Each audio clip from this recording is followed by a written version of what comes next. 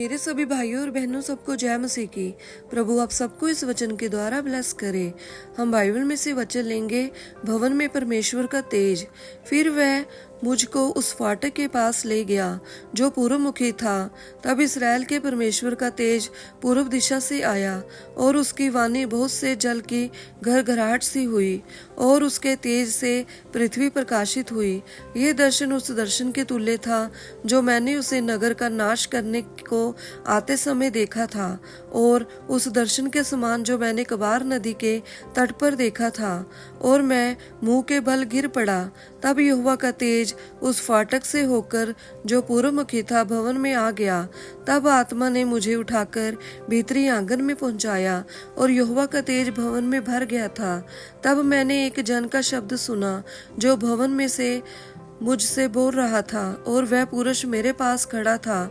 उसने मुझसे कहा, हे मनुष्य के संतान, यहोवा की ये वाणी है। ये तो मेरे सिंहासन का स्थान और मेरे पांव रखने की जगह है, जहां मैं इसराइल के बीच सदा वास किए रहूंगा। ना तो इसराइल का घराना और ना इसके राजा अपने व्यभिचार से या अपने ऊंचे स्थानों में अपने राजाओं के शवों के द्वारा मेरा पवित्र नाम फिर अशुद्ध ठहराएंगे।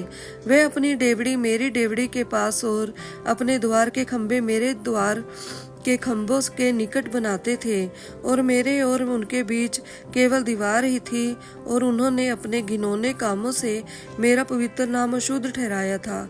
इसलिए मैंने कोप करके उन्हें नष्ट किया। अब वे अपना व्यभिचार और अपने राजाओं के शव मेरे सम्मुख से दूर कर दें, तब मैं उनके बीच सदा वास किए रहूंगा। हे मनुष्य के संतान, तू इसराइल के घराने को इस भवन का नमूना दिखा कि वे अपने अधर्म के कामों से लज्जित होकर उस नमूने को मापें।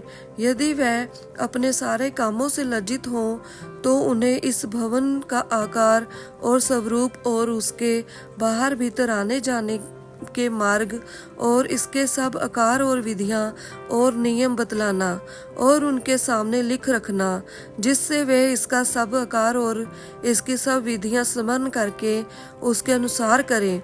भवन का नियम यह है कि पहाड़ की चोटी के चारों ओर का संपूर्ण भाग परम पवित्र है। देख, भवन का नियम यही है। आमीन। प्रभु आप सबको इस वचन के द्वारा ब्लेस करे। God bless you all. आमीन।